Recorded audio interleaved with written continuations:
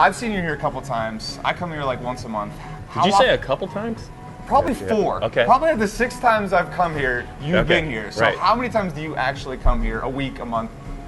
I would say Momo's is one of my favorite places to unwind. I definitely try and come here on Sundays, especially. They have an awesome crowd for NFL games, and that's one of the times that I actually have a little time after Penn State games to unwind a little bit. This is also, I think, the official Buffalo Bills fan club, which a lot of people don't know. And this place will be jammed with like 20 or 25 Bills fans every Sunday, and they're really fun to be around. So yeah, I saw that. I was looking for some Penn State memorabilia, maybe to get a shot of. It's just Bills. Upstate New York. It's almost like upstate New York, just relocated.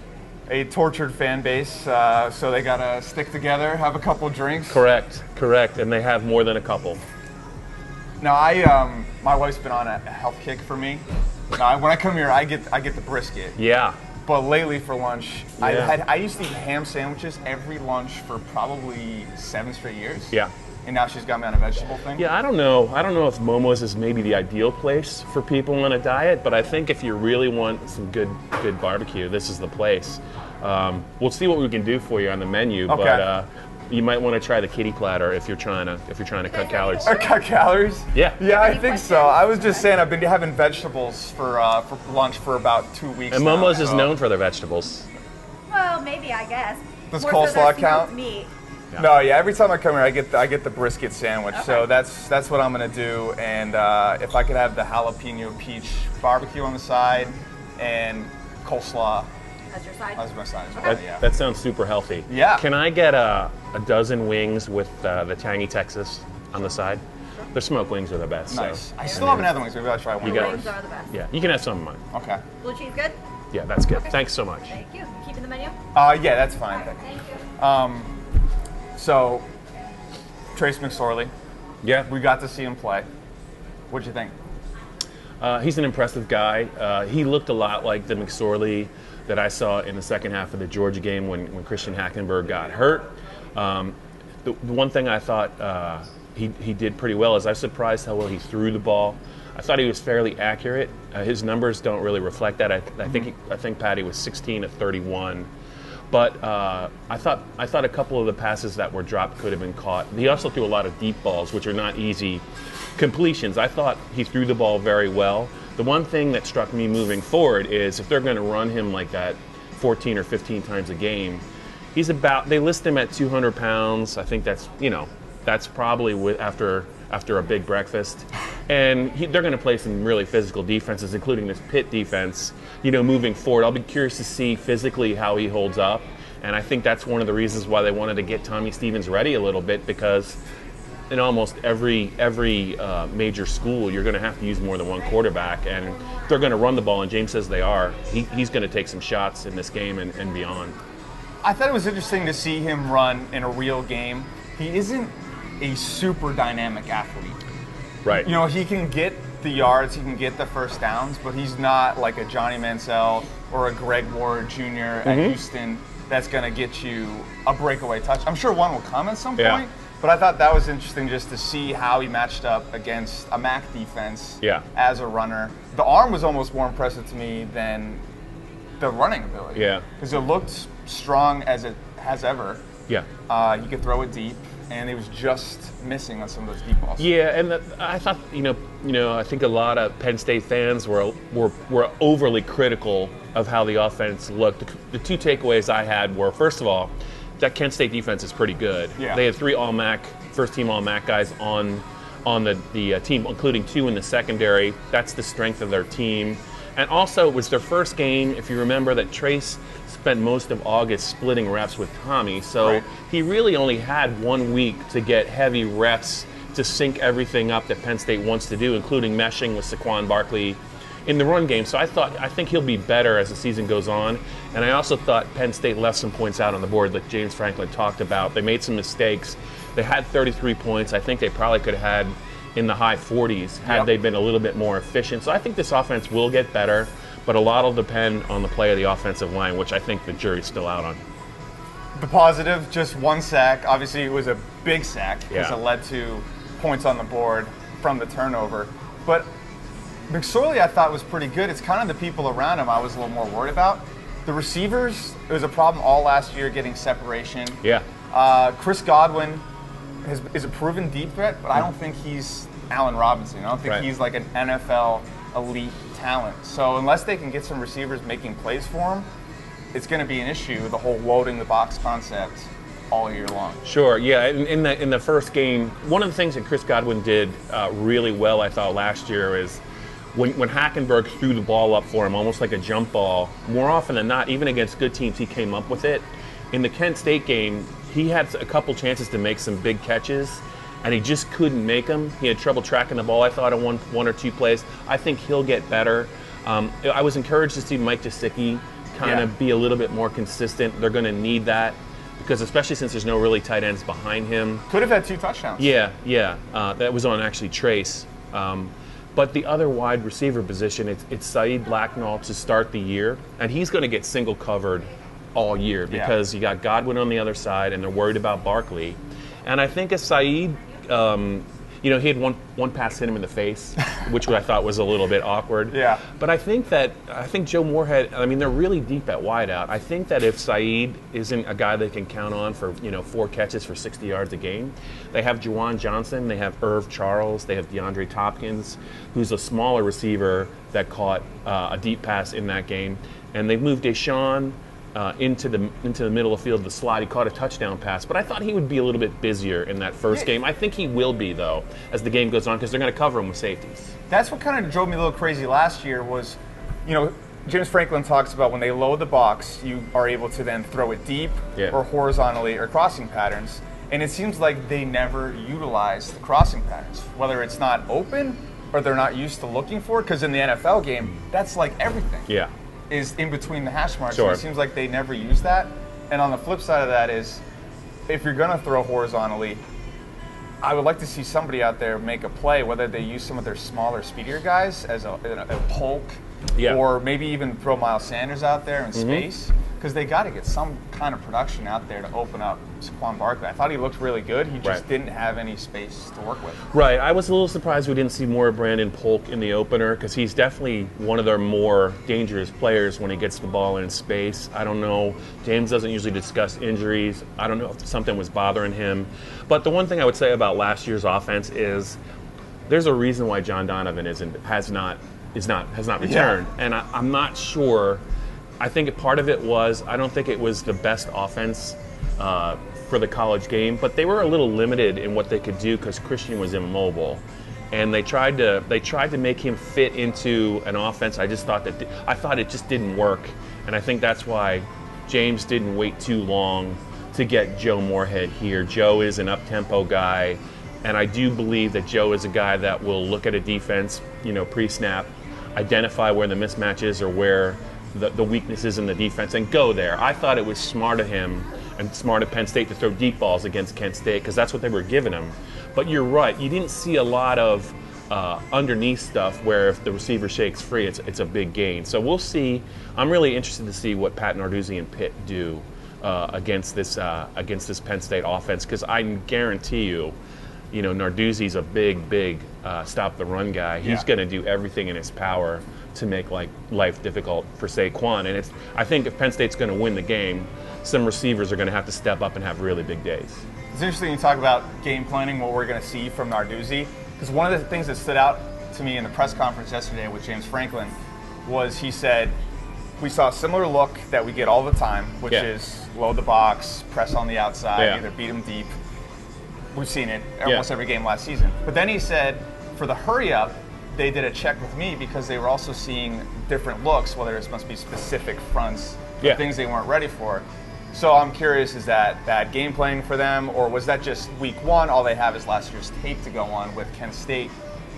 And then you wonder, does that translate to this week, where they know they're going to see the loaded box, but are they going to be able to run the up-tempo offense because Narduzzi's going to throw something different at them? It looked to me like in the Kent State game, they weren't playing as fast as they wanted to.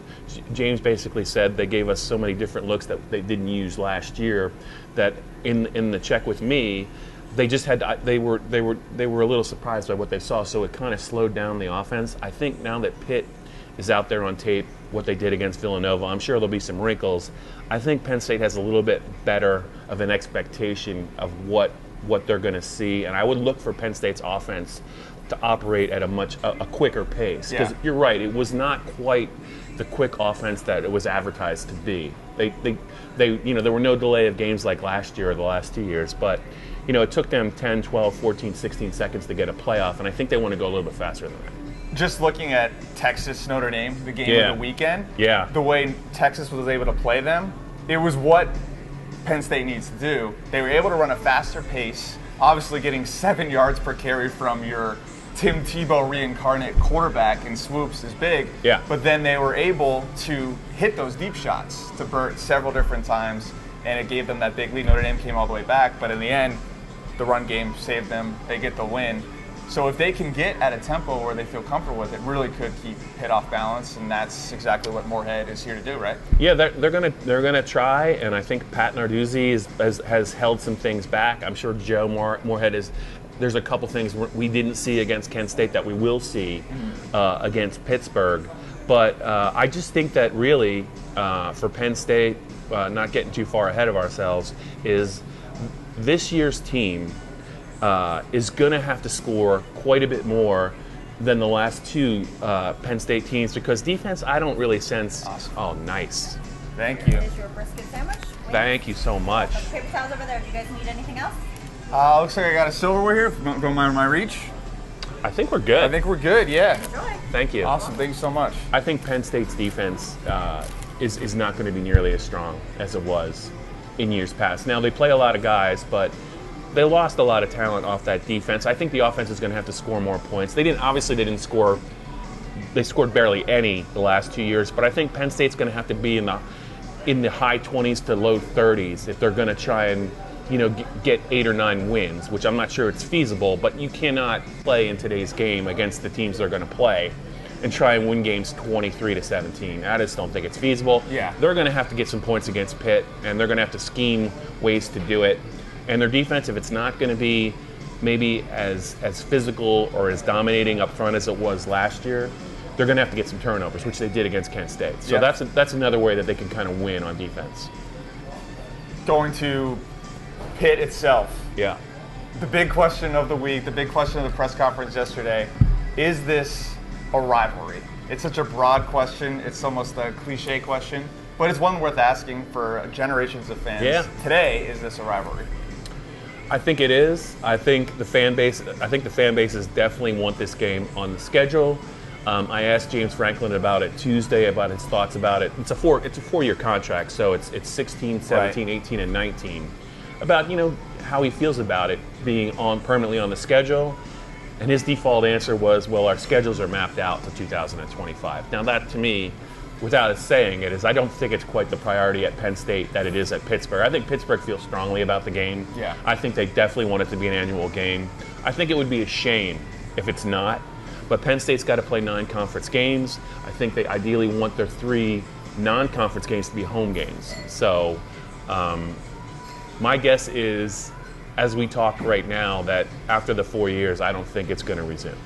And that's too bad, because I think it's not only is it one of the great rivalries up and down the East Coast, 20, 25 years ago, it was a top 5 rivalry. Yeah. Sure, there's been some great games, some great players, and I do think Penn State needs, if Texas and Oklahoma can play, why can't Pitt and Penn State play? That's just how I feel.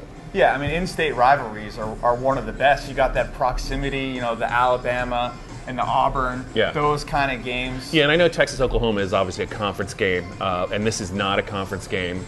But I think the fan bases, I think when you see the atmosphere at Saturday's game, I think it's going to be really, really pretty crazy. And it's hard to imagine, either side wanting to take away from that atmosphere on a yearly basis. I just think it's going to be neat. I think it's going to be a full house. I think there's going to be a lot more Penn State fans at the game than most people realize. And I just think that if it's a good game, I think people are going to be left wanting more. And I really do hope it continues, but it just sounds like Penn State's kind of moving away from it. It's interesting for the media, for the fans, it is a rivalry. It's not a question. Yeah. Especially for people that grew up watching those games. Like, I did not grow up watching those games. Yeah. Which is also the same thing for the current players on the team. Franklin made a point yesterday, the players on the team were ages 2, 3, and 4 the last time they played. So on just that note, yeah. there's the hype around the game, Yeah. and the players are going to feel that. But is there a hatred for Pitt the same way? No. Probably not. So it's going to be interesting to see how that plays out on the field. Yeah, and I just think that this game is a game that, I think if you look at the big picture, and now it always has been about recruiting, but even more so in today's game. And you look at all of the schools that are coming into Pennsylvania to get the top talent, not just Penn State and Pitt, but Penn State's in the Big Ten. So Ohio State and Michigan State are coming in. Notre Dame's coming in, obviously. The ACC schools are all coming in because Pitt's in that conference. I mean, they could say, James Franklin was asked about it, and he said, kids go to schools for all kind of different reasons. It's not necessarily about who's the best team in state. I don't know. I think that if Pitt wins the game, I think it's going to give them a huge recruiting boost. And I think if Penn State doesn't win the game, I think it's going to negatively affect them. I mean, they're not really off to the greatest of starts in this recruiting class. He talked about dominating the state the minute he got here, and if you just look at where the in-state talent in 2017 is headed, I mean, I think Penn State's got 3 guys, but so does Notre Dame. Pitt's got some guys. So the number 1 player in the state, DeAndre Swift, just verbally committed to Georgia. So I think the winner of this game gets quite a bit of traction, I think, on the recruiting trail. And that's just another reason why I love the fact that they're going to play each other, because I think it's more than just a W. I mean, I think it really matters to the fan bases, and I do think it matters, in the future, when it comes to recruiting. Is it possible then that part of Penn State's reasoning for not necessarily wanting to have this happen every year is that they have more to lose in this? Absolutely. Because they have the bigger Sure brand. they do. But all of a sudden, if Pitt wins more of them in a row, for whatever reason, obviously there's the sanctions with Penn State, so they're at a little bit of a disadvantage from the get-go. That's what it could lead to. Yeah, I mean, I don't want to say. So if Penn State loses the game, there's going to be, we lost to Pitt. This is terrible. The fan base is. I mean, they just haven't had a lot of big wins since James has gotten here. But if they win the game, I don't want to. And it's not like it's expected because Pitt's favored. Right. But I just feel like it's almost like they're supposed to win the game, and I think that maybe that enters into the thinking a little bit. But if I was on the Pitt side, I would absolutely want to play this game, and I would be supremely motivated to play this game. And I think that, I think Pat Narduzzi had a pretty good recruiting class this past year, and I think they win this game. I think that's a really good selling tool for classes to come. So I kind of get why probably Penn State's a little bit reluctant to play the game, and I kind of understand why Pat Narduzzi is beating his chest that they absolutely should play the game every year. So. You can't have it both ways, but I think if it were up to the fan bases, they would absolutely play this game every year, from now until, for the next 50 years. Well, that raises an interesting question, and it sounds like I might know your answer. Who is it a bigger game for, James Franklin or Pat Narduzzi? I think most Penn State fans would probably say James Franklin, but then if you look at it, for Pat Narduzzi, it's so much to gain as far as recruiting, as far as he is favored to win. He's supposed to win. Yeah. It's at home. He's playing a Penn State team that is still recovering from the sanctions. Mm-hmm. Pat Narduzzi doesn't really have any big wins either. He doesn't have a ranked win yet. They finished 1 win ahead of Penn State last year. So those are kind of, I guess, good things for Penn State, some reasons to be optimistic about the future for them. Yeah. I think a lot of the narrative is that Pitt is ahead of Penn State right now, but I'm looking at the numbers and I'm not really seeing it, especially given Penn State's disadvantage. Yeah, I think the way I think that both stats look at it is I think Pitt has everything to gain with a win, whereas Penn State has a lot to lose if they can't win the game. And I think it's a little bit of a different mindset. If Pitt loses the game, I'm not sure it's the worst thing in the world for them. I think that there's more time. He's only in his second year. I do look at it that way, and I think that's kind of that's almost a different perspective. I mean, if Penn State wins the game cosmetically, it's great, and the fan base is happy. But if Pitt wins the game, it's more than just cosmetics. It's going to help them in recruiting. It's going to help Narduzzi and the perception of him within the Pitt fan base. And my sense is that, I don't know, I just have a feeling, Pat, that deep down, I think Pitt wants this game a little bit more than Penn State. And I might be wrong, and it might play out completely different on the field, But I think behind the scenes, this is a game that Pitt really wants. I think Penn State would like to have this game, but I think James and his staff are kind of talking to the players about, well, we have Michigan in 2 weeks, right, on the road. So, do we want to put all our cards emotionally on the table to try and beat Pitt, and then have to try and get up for a game in Ann Arbor, which is going to be really tough? And then the schedule in the Big Ten does not get any easier. Then again, Pitt's got to go on the road, play Oklahoma State and North Carolina after this game. Yeah. But I just kind of feel like, to me, it just kind of feels like Pitt wants this game won. And they're kind of reflecting that with the media blackout, yeah, which is interesting. Pat Narduzzi said that we're treating every game the same, yet your actions reflect the complete opposite. Yeah. Where you're coming up with this philosophy where you're not going to talk to the media all week, that every 3 minutes a player has matters. It's like, well, by that logic, then you should do it every single week. You should never talk to the media. Why would you ever talk to us? We're a complete waste of time. So I don't know if that's going to work in their favor as far as emotion, getting psyched up. Or if it's just going to make them wound up too tight. They're going to be too much emphasis on it, too much nerves when it comes to the game itself. I think he should have made his captains available, and they know what to say. Yeah. They're not going to say anything inflammatory, but yeah, he's now projecting an image that they're wound super tight. He's super nervous. He's worried about what players might say. Hey, in this day and age, programs spend so much time on, how to school the players on social media and how to deal with the press. I mean, they're all prepped. You put your seniors out there, you let them talk about the game, you kind of coach them up a little bit, and then the perception is that you're not making this game bigger than it should be. For Franklin, we talked about this before. He doesn't have a signature win yet, so right. Pat Narduzzi is clearly setting himself up with a ton to gain if he wins. Now, a lot to lose those too with the media blackout. It makes him look pretty bad. If he does all that, they still don't win the game. Yeah. But for Franklin, this would be that check mark that he still doesn't have. It's not a ranked win, but it's a rivalry win. And if you look at the schedule, it's hard to say that they're going to beat a Michigan, Ohio State, a Michigan State, where they are at now. And I don't think we should necessarily expect them to be able to beat those teams. So it's either this one or it's Iowa. And I said before the year, he really needs to win one of those to kind of cool the fire under his seat. Not that his job's in jeopardy, but just to kind of calm it down a little bit. He's working on it. I'm working on it. He's making an emphatic point right now. Yeah, I'm going to take a bite, and I'm going to let you respond to how much he really does need to win this game in the grand scheme of things. I think it's a good start if he wins the game. I think it is a long season, but I do think it's an indication. First of all, it's a road game. Right. And so it's almost like not only has he not won a big game at home, but when they've been on the road, I mean, it's almost been doubly bad because against good teams, they just, I don't want to say they haven't been competitive, but it's been, you look at the Michigan State game last year, the Ohio State game last year. The Michigan game. Yeah. That was at home, but I think a win would be a really great start for James. I think it would probably take a little of the pressure off. And I think that you're right. The other thing is, at this time of year, they're healthy.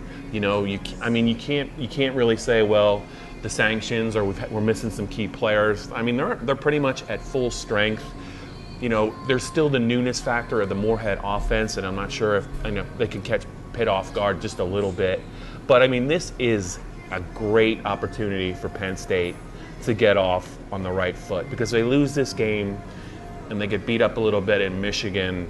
Then I think you got to look at the season and say, well, what's the best case for them? And it's probably 7 wins. Right. And if the 7 wins come against teams, they're kind of expected to beat. I mean, how do you measure progress? I think I'm kind of on board with you in that when I looked at the games at the beginning of the year, Pitt and Iowa were the 2 games I thought they had the best chance of winning, and the wins being quality wins or get off my back wins. You can look at the Michigan State game at the end of the year because it's home, but Michigan State has destroyed Penn State the last 2 years. The other thing that's in the back, I think, of a couple of prominent people's minds is at Big Ten Media Days, I've heard this. James Franklin brought up the whole negative recruiting thing. That was a little bit of a story. Yeah, it was. And I know, from what I understand, I know that Urban Meyer was not thrilled. Okay. Because I think it was mentioned to him about negative recruiting, and I think Ohio State was lumped into the conversation. I think Michigan State was lumped into the conversation. So what I'm saying is I think that Mark D'Antonio and Urban Meyer are the type of individuals that have long memories, and if they get a chance, they're going to remind Penn State that they don't need to negative recruit them to put it on them. So that's probably a subplot for another time, but I'm with you. Penn State needs to beat, I think, either Pitt or Iowa. And I would also say that the Minnesota game this year, when they play them at Beaver Stadium, it won't be a signature win, but it won't be an easy win for them either. So a lot of things can kind of go by the wayside negatively if they can find a way to beat Pitt. That's the way you got. When you talk about his seat getting hot, it's one of these things. It's a dance. You don't want to talk about it too early. You don't want to say his seat will be hot this year, but you don't know what's going to happen. Those games, those 50-50 games that go against you, if they do go against you, he comes out of this year with 4 wins. If you say you lose to a Minnesota, you get upset by Temple again. You lose to Pitt, and all of a sudden it's a different conversation. We'll have it when it gets there. But the game like Pitt that can send you in the right direction, sometimes with football, it's not all about talent. It's about like belief early. Like if you get that big win early that makes you believe, it can go so far, especially with the momentum that would come from this. Then you get Temple next week, a team you can beat, and then you start going into the tougher games in the Big Ten. It's a totally different season. Well, I think if you're a Penn State fan, Pat, he's now in year 3, no matter that he says it's year 1. It's year 3. The schedule is, I think, is his toughest. It's Penn State's toughest schedule since he got here. I think that's pretty clear. I think if you're a Penn State fan, you just want to see one of James' teams win a game they're not really expected to win. Right. I don't know that that's really happened yet. I would say that the highlight of his time at Penn State to date is the first game that he coached when they rallied to beat UCF in Ireland in that great game. Hackenberg threw for a school record 450 yards. You look at it since then, and I mean, what are the pelts on the wall that you're proudest of? I mean, is it the BC Pinstripe Bowl, which essentially was a Penn State home game because it was in New York, and Steve Odazio's not going to outcoach a lot of people on this earth. So, I think if you're a Penn State fan, you know that there might be a game or two like Minnesota that they're going to lose, but that happens. But you want to see one. I think you just want to see him one time beat a team, just one. And I think that's progress that they're not necessarily supposed to win. Or you beat Pitt, and I think he needs to do that. I think if he's 6-6 or 5-7 at the end of this year, if he's 5-7, that'll have meant he is 19-19 after 3 years. I don't think they're paying him $4.5 million to be 500 after 3 years, regardless of what the issues they're having to deal with. Let's pick the game. Yeah, we talked about it. Depending on where you look, they're a 6-point underdog to a 4.5-point underdog. I saw you tweeted that out. Depends on where you look. Sportsbooks are allowed to place wherever they want to place it at. For me, before the season, I had them losing this game. I had them beating Iowa later down the road. I had them splitting that. I didn't think at this point in the season they would be ready with a new quarterback, a new offense, and still overall a young team to play on the road in a rivalry game and come out with the win, because we haven't seen it before. That's what our whole conversation's been about. We want to see it. So for me, when I pick games, a lot of times I balance out what I want to see happen versus what's most likely to happen. I love to see a great game where they come out and play great football, pull it out in the end, have a moving offense, an exciting 31-28 type win. But not a lot of the evidence that we've seen in the games with James Franklin tells us that's going to happen. So I'm going to go with a 28-24 Pitt win. That would be a cover for Penn State if you're going to look at it like that. But until I see it happen, I'm going to have to go with Pitt. But I do think there is a total chance that they could win, and it wouldn't be that big of an upset to me at all.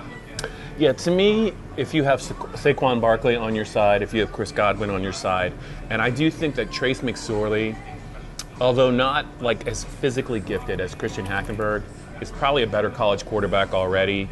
His ability to extend a play, Pat, all he needs to do it is 2 or 3 times in a game to kind of keep Penn State in it against a team with comparable talent. I do think this is going to be a good game, an exciting game. what I look at is they are on the road. I think Pitt's got the edge defensively. I'm not really ready to buy in on Penn State's special teams being less of a deterrent. I think Blake Gillikin's effort is going to help them. They've had kick coverage issues in the past. Pittsburgh's got a fast return man who scored last week. I got it 31-24 Pitt. We're very close. Okay. I do think it'll be a game in the fourth quarter. But the one other thing I would say is we keep talking about Joe Moorhead's offense, the up-tempo, fast-paced spread. Well, that's all Penn State's defense has seen this whole offseason. So what happens if Pitt comes out in two tight ends with a fullback, and then James Conner, 240 pounds, is behind the fullback, and they have a lead with 12 minutes to go, and on a hot day, and Penn State's defense is tired, they're just not physically, really ready for that challenge. I think that might come into play as well. I think Penn State will absolutely play well in this game. I'd be surprised if they don't. But I got a 31-24 Pitt. I think the home field advantage is going to matter, even though there'll be a lot of Penn State fans there. And I think really, for Penn State's sake, it has to be a good game. If it's going to be 31-10 or it's going to be 28-13, I just don't know what it says about the rest of the season. Yeah, if it's a good game, if it's a close game, it's competitive, then you're like, okay, that's fine. That's what you wanted to see. You weren't expected to win. But if you said it's a 2-touchdown loss, then we've got something to really talk about over lunch, because this season could be going south, or they could come back. I mean, it's sports. Yeah. You don't know. We don't know. We're just guys eating brisket, talking about it. We're not out there coaching. And just one thing to remember about Moorhead and his offense, just give him a little time. Everyone I've talked to about him, I think that he really does know what he's doing. If you remember when Bill O'Brien started at Penn State, they lost their first game at home, I think 24-14. Then they lost at Virginia in the Ficken game where, I think they lost but they didn't score a lot of points. And then, Allen Robinson got established on the outside. He settled on Zach Zwinek as a running back. The offensive line got better. The defense played better. And they were a pretty good team by the end of the year. So let's just see. I think that I wouldn't judge the offense by the first two games, but by the end of the month, if this offense doesn't look a lot different, I think then it could be a long year. I think my number one key would be which running back gets going.